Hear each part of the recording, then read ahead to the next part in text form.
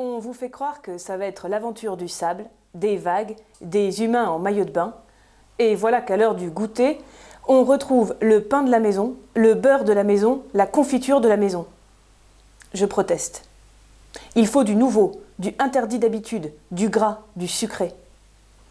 Il faut du beignet de la plage. Sur le chemin du retour, beignet en main, j'observe les familles disposées sur le sable, les enfants qui pleurent ou qui creusent. J'attends d'être sur ma serviette pour manger mon beignet. Je cherche notre parasol, mais je ne sais plus combien de pas j'ai fait entre lui et maintenant. Et je ne sais plus non plus de quelle couleur il est.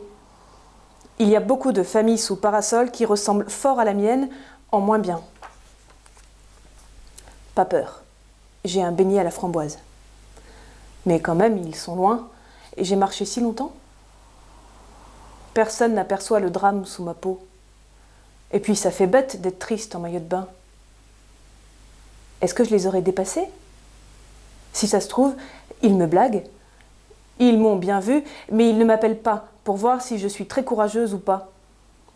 Ou bien ils ont changé de coin, mais tout de même, ils auraient pu m'attendre. On pourrait m'enlever après tout. À la télé, on voit souvent des petites filles qui disparaissent. Ou est-ce qu'ils s'imaginent que personne ne voudrait me kidnapper, peut-être? J'ai déjà vu une affiche avec des enfants perdus dessus. Il y a un numéro pour appeler si jamais on les reconnaît.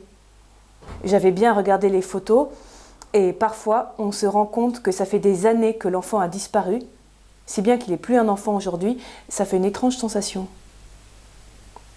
Je ne vais pas pleurer. Pour que ça aille mieux, j'imagine comment ce sera quand je les retrouverai. Je me précipiterai sur eux, mais lentement pour pas qu'ils devinent comme j'ai eu peur. Mon beignet me pend au bout du bras.